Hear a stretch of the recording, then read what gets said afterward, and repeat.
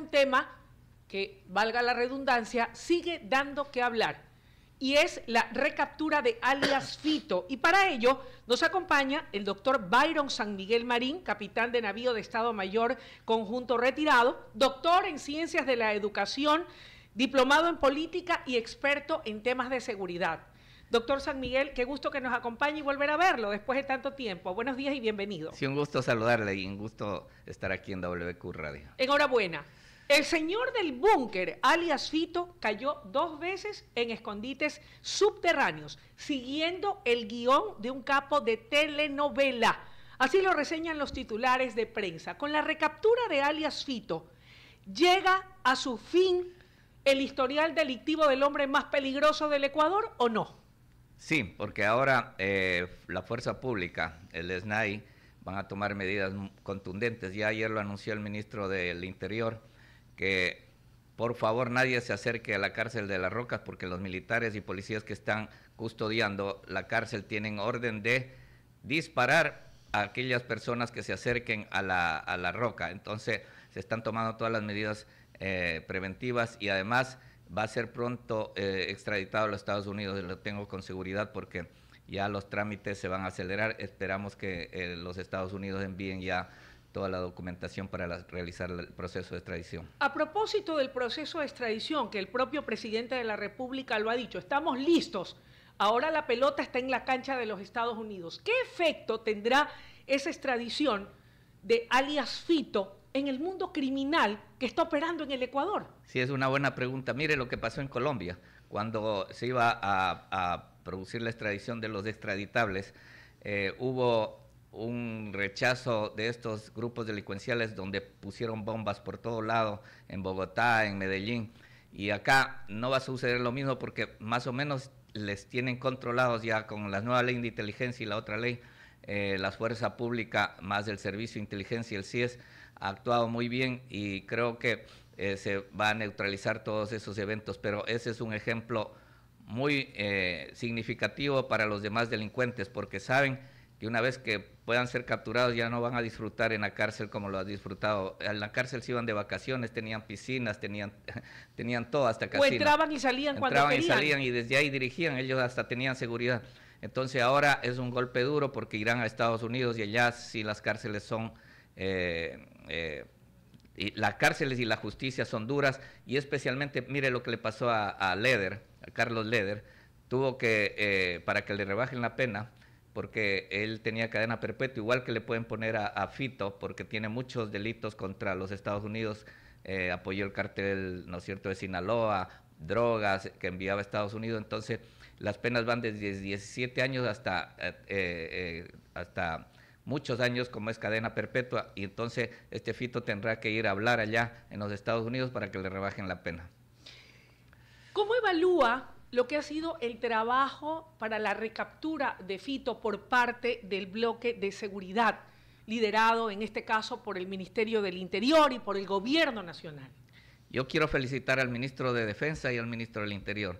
Ellos han hecho que Fuerzas Armadas y Policía Nacional como nunca actúen unidos en el bloque de seguridad. Lo mismo al CIES, a Michelle Sensi Contugui, que ha hecho un trabajo excelente.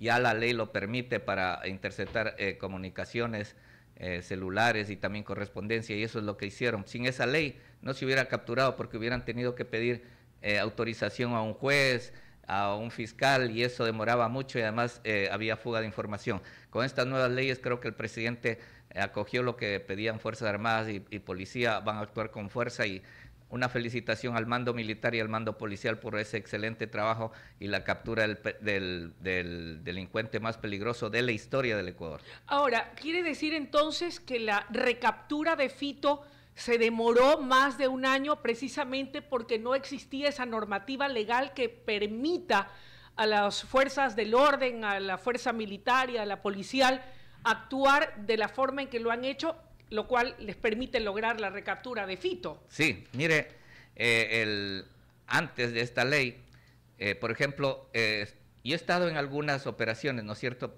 porque me interesa este asunto de seguridad, y he visto más o menos cómo se desenvuelve. Lo mismo en la penitenciaría litoral, donde hay varios militares y nosotros como Cofradía Amigos del Mar les hemos apoyado a los militares que viven ahí en carpas, viven en lugares muy peligrosos. Y mire, las operaciones, por ejemplo, en Durán, se hacía una operación y se tenía el contacto en la casa donde estaba un delincuente, pero hasta pedir autorización se demoraban días y no se podía penetrar en esa casa. Entonces el delincuente, y además, como llega esa autorización, se enteran secretarios de los juzgados y todo eso, les pasaban el dato y cuando iba ya después de 2 días la fuerza pública ya se había cambiado de lugar. Entonces no tenía efectividad y la fuerza pública trabajaba en vano. Ahora con esta ley, usted tiene autorización para ingresar ese momento sin pedir permiso a un fiscal y eso agilita las operaciones y mire, eso ha llevado a la captura de este delincuente Fito. Ahora, doctor San Miguel, ¿cuál es la diferencia, más allá de que la respuesta es obvia, pero quiero escuchar su valiosa opinión, entre ser procesado, juzgado y sentenciado en Ecuador y ser procesado, juzgado y sentenciado en Estados Unidos? La gran diferencia es que allá la justicia no es corrupta. En Ecuador sí. Acá lo puede comprar a los jueces y fiscales y en vez de una pena mayor puede tener pocos años y además si va a prisión puede escaparse como lo hizo. Por eso es que yo sí solicito al presidente de la República que se acelere la construcción de las cárceles en Santa Elena para que allá sí no están en contacto mucho personal con los presos, que es donde se corrompen. Pero acá, por ejemplo, si usted le da un celular a un preso, le pagan $2,000 y si le introduce armas, etcétera, y eso hace que se corrompan. En cambio, ya con tecnología en las cárceles nuevas, como es en El Salvador, se chequea desde cámaras, se cierran las puertas automáticamente, los presos están en una sola celda, es muy fácil el control. Por eso es que yo pido al gobierno que se acelere las cárceles y si es posible se construya más cárceles de máxima seguridad. ¿Es solamente un tema de construcción de nuevas estructuras o recintos carcelarios? Porque mire usted cómo en las pocas de máxima seguridad que tenemos, porque no se puede comparar la cárcel de Quito de máxima seguridad o la cárcel de Riobamba de máxima seguridad con el centro de reclusión de varones o penitenciaría de Guayaquil. Yo recuerdo que cuando yo era reportera de campo, óigame, eso era de terror de Padre y Señor Nuestro. Yo hice algunas series sobre el infierno de las cárceles en La Lagartera y en todos estos sitios porque entré, los conocí, conversé con los presos. No me imagino cómo está ahora, en donde hay de todo y han metido tantos explosivos y han hecho de su cuerpo un sayo que definitivamente esa estructura no sirve para nada. Pero más allá de eso, ¿es solamente un tema de construcción de nuevos recintos carcelarios de máxima seguridad o qué más hay que hacer para tener un control total e integral de las prisiones del país? Ya, las cárceles han sido mal construidas, mal diseñadas. Imagínense que las cárceles que siguieron el gobierno de Correa eran canchones donde les ponían ahí a 100, 200 personas. Y les ubicaban a los mismos choneros en un canchón, a los tiguerones en otro canchón, y ellos hacían lo que les daba la gana, no había control. Acá las cárceles sí son de máxima seguridad, con diseño comprobado, idéntico como sucedió y se tiene experiencia en El Salvador. Los ministros de Defensa y del Interior visitaron El Salvador, vieron todo el sistema carcelario y eso se va a hacer acá. Las cárceles de acá no son de máxima seguridad. En La Roca no hay control tampoco. Miren lo que pasó con el dron, miren lo que pasó con... O vemos lo que ha pasado en Riobamba. Casi matan a Daniel Salcedo, que tiene que declarar y cantar. No hay un control porque la condición física de las cárceles de construcción no lo permiten y además las Fuerzas Armadas no pueden entrar adentro si no está el SNAI. El SNAI está completamente corroído y por ello es que se escapan estos delincuentes. Ahora, ¿será suficiente con 3 nuevos super recintos carcelarios? Porque hay una importante sobrepoblación carcelaria. Ahí ya no hay cama para tanta gente y no hay abasto. Y el hacinamiento trae consigo también un tema de dignidad humana. Y más allá de que son gente que le ha fallado a la sociedad y que deben de purgar una pena, no es menos cierto que es deber también del Estado garantizar un sistema de real rehabilitación de los presos. Así es. Mire, yo el otro día que me hicieron una entrevista ponía y sugería lo siguiente, que hasta que estén en las cárceles de máxima seguridad los capos de estos delincuentes como Fito y los más peligrosos, se han llevado a recintos militares. Por ejemplo, ¿quién va a ingresar al cuerpo de paracaidistas en Riobamba o aquí al cuerpo de infantería marina donde se haga una cárcel o dos celdas de máxima seguridad? Así lo hizo Perú. Estamos en guerra. Perú en la guerra de Fujimori, ¿se acuerda que capturaron al mayor capo que era de Sendero Luminoso, al terrorista? Y Abimael Guzmán, y él fue llevado a la cárcel del Callao, la base naval del Callao. Lo recuerdo porque déjeme contarle que en el Callao murió. Yo estuve haciendo un documental en Perú y recorrí algunas ciudades peruanas, incluso estuve hasta en la frontera con Brasil, a propósito del tema del terrorismo en Perú y de sus terribles secuelas. Eso debe de hacerse acá entonces. Por lo menos ver el presidente que vea o los ministros un resquicio legal. Esa es una salida. Resquicio legal para que hasta que haya la extradición de este Fito se le tenga bien resguardado, no en La Roca, porque en La Roca ya ha sucedido. Es un chiste. Mire lo que pasó con Wilman Terán. Claro. En La Roca se quejó que le trataban mal los militares y vino un juez y le dijo que le saquen de La Roca y le manden a la cárcel en Quito, donde ahí tiene visitas, es decir, los jueces son corruptos. Ya ahora puede venir un juez y decir que le saquen de La Roca porque le está afectando la dignidad al preso. Entonces, porque está con depresión el preso. Estamos en guerra interna, en guerra desgraciado, delincuente que ha causado tanta muerte en nuestro país, tiene que estar en un reparto militar bien resguardado, como lo tenían Abimael Guzmán en la base naval del Callao en Lima. Debo coincidir con usted porque no solamente está aquellos que tal vez perdieron la vida porque los asesinaron. Hablemos de toda la juventud, de los niños y de los adolescentes cuya vida por el consumo de las drogas ha sido destruida. Y no solamente la de ellos, sino la de sus familias. Y la gente que nos ve y nos escucha saben que lo que estoy diciendo es real. ¿Cuántos no hemos sufrido, y me incluyo, cuando hay algún familiar que tiene la desdicha o la desgracia de caer en el consumo de drogas?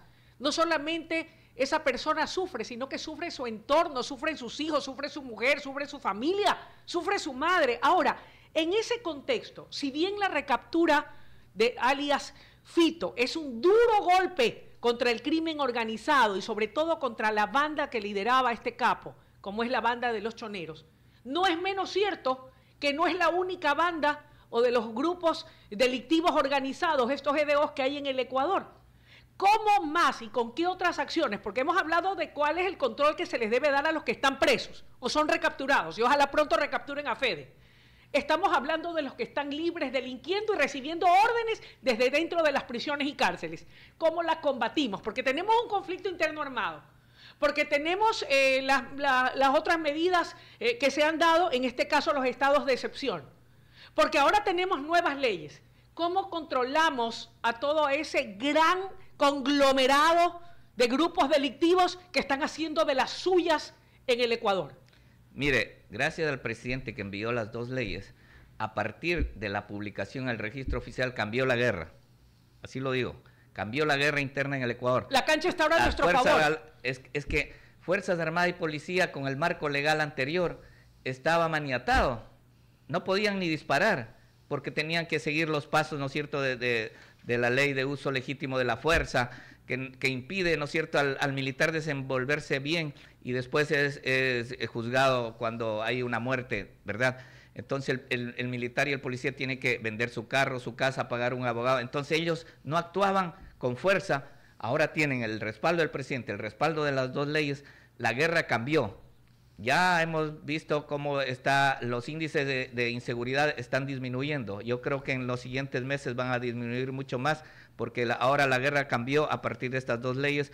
Vamos a poder, mejor dicho, los militares y policías van a poder trabajar mejor, con mano dura, y eso creo que va a aplaudir el pueblo ecuatoriano. ¿Cuánto cree usted que va a sumar una vez que se haga el referéndum y el pueblo se pronuncie en las calles, el pueblo, el soberano, con la presencia de no es tácitamente así como ocurre, y eso hay que explicarlo para que la gente no se confunda, pero así está puesto en la Constitución, del retorno de las bases extranjeras militares, que no es otra cosa sino un sistema de cooperación para que puedan capacitar a los nuestros. ¿Cuánto puede sumar ese cambio de ser aprobado por el colectivo ciudadano? Mucho, porque nosotros necesitamos apoyo externo. Los delitos de narcotráfico, delitos de terrorismo son delitos internacionales y tenemos que unirnos los países para combatir estos delitos. Nosotros no tenemos dinero para comprar un avión P-3 Charlie o un avión AWACS, pero sí podemos decirles por ejemplo, a los ingleses, a los americanos, que se estacionen en Manta o en Galápagos y hagan patrullajes y nos pasen esa información. Mire, desde que salió el FOL de Manta, se incrementó el terrorismo. El país le entregaron a la droga, salía droga por el mar porque no teníamos radares, ¿no es cierto? Esos radares chinos nunca valieron. Lo mismo las fronteras. Mire lo que sucedió con el grupo guerrillero. Los helicópteros Drum, me he hecho acuerdo que tampoco valieron y le costaron la vida a un hombre indispensable que países que quieran ayudar con tecnología y con información vengan. ¿Por qué no? ¿Por qué no? Lo tiene Alemania, lo tiene España, la base de Rota y otra base, lo tienen muchos países y no han perdido soberanía. La soberanía está cuando estos grupos de narcotraficantes vienen al país y hacen lo que les da la gana. Ok, vamos entonces por partes y vamos analizando, porque estamos viendo un problema integral y veo, y eso hay que celebrarlo, que el gobierno nacional con una planificación, porque ni bien se posesionó, la Asamblea está actuando con una normativa legal importante que en este caso, como usted bien lo señala, permite que los militares y que la fuerza pública pueda actuar con libertad, cosa que antes no ocurría, y les daba tiempo y ventaja a los delincuentes. Segundo y no menos importante, se va a llamar a una declaratoria de emergencia judicial, porque ahí está también otro cuello de botella. De nada vale que la policía y que las Fuerzas Armadas hagan un buen trabajo si los jueces y fiscales continúan haciendo de las suyas. Sí, por eso yo felicito ahí al ministro de Defensa y al ministro de Interior, que han sido fuertes en sus declaraciones, han dicho que a los jueces les van a nombrar con sus 2 nombres y sus 2 apellidos aquellos que cometan estos errores, entre comillas. Estos jueces corruptos tienen que ir a la cárcel y tienen que ser destituidos, como le está haciendo el Consejo de la Judicatura. Por eso digo, yo creo que la guerra cambió a partir de las leyes enviadas por el presidente. Ahora, hay otro tema importante y en el cual yo creo que sus opiniones van a ser muy valiosas. La conformación del Sistema Nacional de Inteligencia. ¿Quiénes deben conformarlo y cuál debe ser el perfil de quienes conformen o integren este organismo? Mire, ahí yo sí discrepo con muchas personas. Cuando le nombraron al ministro de Defensa, Giancarlo Lofredo, y cuando le nombraron al ministro de Interior, John Reinberg, todo el mundo protestaba diciendo, ¿cómo van a nombrar a un ministro de Defensa que no tiene experiencia en el asunto estratégico, político de la guerra? Lo mismo a un ministro del Interior que tampoco tiene. Y mire el trabajo que han hecho. El trabajo, hay que darles un aplauso a los 2 ministros. Han integrado primero a las Fuerzas Armadas y a la policía en maniobras conjuntas, en operaciones con el bloque de seguridad. Y ellos no tenían experiencia en este asunto. Cabe ese dicho que dice que el hábito no hace al monje. Sí. Mire, hemos tenido cuántos ministros de defensa que han sido ex militares, ¿no es cierto? Y policías. Pero estos 2 ministros están haciendo un trabajo excelente. Por eso yo creo que el presidente... ¿Qué características deben tener vamos a lo de la inteligencia. Del Sistema Nacional de Inteligencia? Tiene que tener a un hombre de confianza para que él dé las disposiciones a los demás que sí son especialistas, ¿verdad? El que está gerenciando no es necesariamente tiene que ser especialista, tiene que ser un hombre de confianza el presidente, como lo hace en Estados Unidos, en la CIA, ¿no es cierto?, en el Servicio de Inteligencia. Y acá yo creo que Michel Sensi Contuy está haciendo un excelente trabajo y él tiene hacia abajo varios organismos que reportan hacia él como son. Para que se entienda y la gente lo comprenda, y a lo mejor quienes se oponen o cuestionan el que no sea un técnico, ¿por qué tiene que ser de confianza del primer mandatario?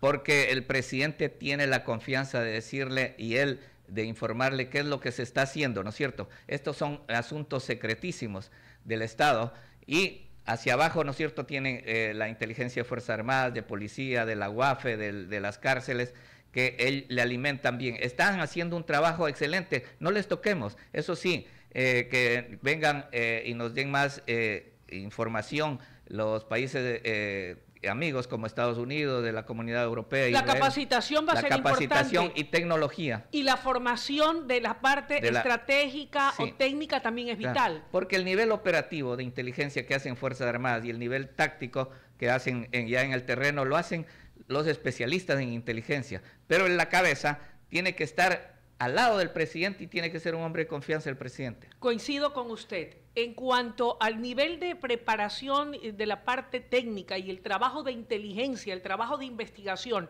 oiga, eso cuesta, pues. Sí, no mucho. Se puede hacer trabajo de inteligencia y de investigación sin recursos. Así ¿Cómo es. voy yo a escudriñar y a seguir por dónde o por qué madriguera se mete un criminal si no tengo ni para la gasolina del vehículo que me va a trasladar? Sí. Eso es importante, doctor San Miguel, ¿o me equivoco? Es importante, por eso en esta ley se han aprobado los gastos reservados que van a ser checados por la Contraloría y por la Comisión de Seguridad de la Asamblea con el corte de secreto, ¿no es cierto?, y secretísimo. Y yo creo que ahí el Servicio de Inteligencia y el CIES tiene todos los insumos para realizar una buena inteligencia. Con todo lo que se ha hecho, con todo lo que se está articulando hasta este momento, ¿qué más nos falta? ¿Qué sugerencia se puede dar en este caso a quienes van a tomar decisiones, que son decisiones vitales e importantes, porque está de por medio recuperar la seguridad en el país? Porque sin seguridad no hay nada, digan lo que digan. Sin seguridad no hay desarrollo. Y mire, ya en las mismas leyes que aprobaron la Asamblea, el militar ya tiene la libertad de ir y hacer sus operaciones como debe realizarse con mano dura. Y el presidente tiene la última opción de darle el indulto, ¿no es cierto?, al militar. Y ahí en la ley dice que el militar que que cometa estos errores o por lo menos sea enjuiciado no debe ir a la prisión, sino deberá estar en su reparto militar hasta que lo juzguen. Y esas son buenas acciones porque antes los militares no actuaban efectivamente, pero ahora con estas nuevas leyes yo creo que va a ser contundente y van a bajar los índices de seguridad en el país. Enhorabuena, sin lugar a dudas. Creo que hemos tocado todos los temas. No sé si hay alguno que se me escape, pero yo creo que es vital. Hemos hablado del tema de la necesidad de recuperar el control carcelario, de la construcción de las nuevas cárceles. Y eso que usted me ha dicho me parece esencial. Replicar lo que se hizo en Perú con este capo del terrorismo que era Abimael Guzmán, que como usted bien señala, estuvo recluido en la base naval del Callao, temporalmente, hasta que estaba en guerra. Y además aquí estamos en un conflicto armado interno. Declarado. Así es, declarado. Ajá. O sea, podemos hacerlo. Hay esos vacíos legales. Mire, en guerra hay, ¿no es cierto?, cuando usted captura a un enemigo, es un enemigo capturado que tiene que estar en una prisión militar. Acá también se podría implementar eso. Ahora, lo último que le quiero decir, estimada Luisa, es que solo la guerra lo está peleando el Ejecutivo, las Fuerzas Armadas y la Policía. Los demás estamos desentendidos. Aquí nosotros tenemos que aplicar todo el poder nacional, es decir, unidos, periodistas, ciudadanos, poder ejecutivo, legislativo y judicial, y todos unirnos con un solo puño, el poder nacional, para derrotar al enemigo, porque si no, solo lo está haciendo el Ejecutivo a través de Fuerzas Armadas y Policía. En Colombia, y para cerrar, en su momento funcionó muy bien el Plan Colombia. Conversábamos en una entrevista exclusiva que nos concedió el expresidente de Colombia, el señor Andrés Pastrana, que fue el que durante su gobierno y donde su régimen estuvo vigente, se creó y se implementó el Plan Colombia.